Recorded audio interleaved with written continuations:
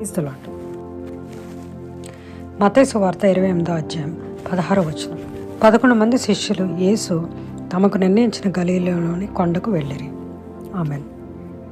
యేసుప్రభు వారు మరణించి తిరిగి లేచిన తర్వాత ఆయన వెంటనే ఆరోహణం అవ్వకుండా 40 రోజులు శిష్యులతో గడపాలని ఆయన అనుకున్నారు.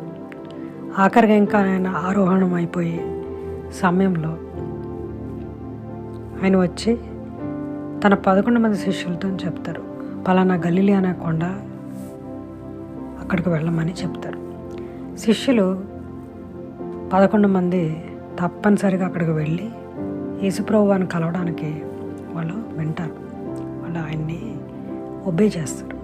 అక్కడికి వెళ్ళినప్పుడు యేసుప్రభు వారు చెప్పేది ఏంటంటే, ఈ లోకమంతా తిరిగి మీరు ప్రతి ఒక్కరికి ఈ సువార్త చెప్పండి, నేను నిజమైన దేవుడిని అని చెప్పండి, శిష్యులను తయారు చేయండి, నేను మిమ్మల్ని ఎలాగైతే చేశానో అలాగే అనేక మంది శిష్యులను తయారు చేయమని యేసుప్రభు వారు చెప్పారు. చెప్పిన ప్రకారం తర్వాత మనం చూసినప్పుడు అనేక చోట్లకు వెళ్ళారు శిష్యులు, ఎంతో గొప్ప పరిచర్య చేశారు. ఈ వాక్యంలో నేను నేర్చుకుంది ఏంటి అంటే, యేసుప్రభు వారు ఎక్కడికి వెళ్ళమంటే, ఏం చేయమంటే అది చేయాలి, అది వినాలి.